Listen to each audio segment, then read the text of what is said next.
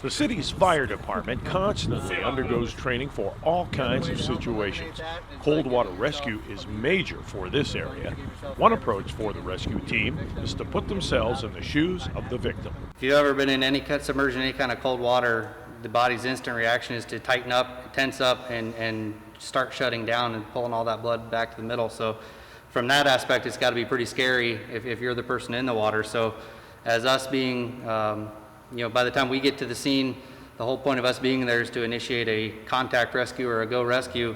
Then there's the logistics of the training. My goal is to make sure that we have my teams ready to go, safe with the proper equipment and as safe as we can to actually get that done in as short a time frame as we can. Put it all together, and it works something like this. When I arrive on scene, I need to identify where the patient is, potentially how many there are, and then make a plan within a very short amount of time to get out to this patient to give them some reassurance. The first step is to make verbal contact with the victim. And as long as we can talk to them, then we're already starting to assess their status and how they're doing hanging on to the edge of the ice.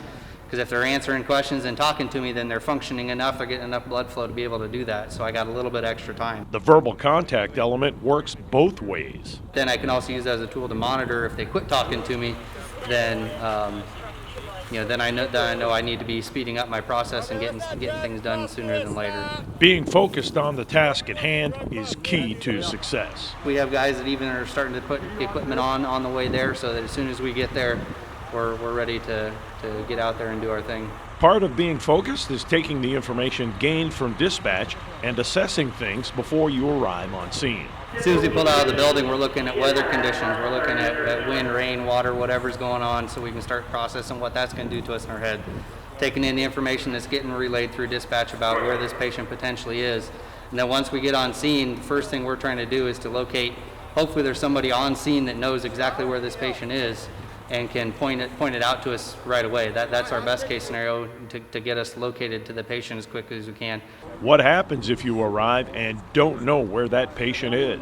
We're looking for signs. Sometimes people show up on an ice rescue where they don't know if there's somebody in the water or not. They can see equipment sitting there. They know there was somebody fishing out in the area.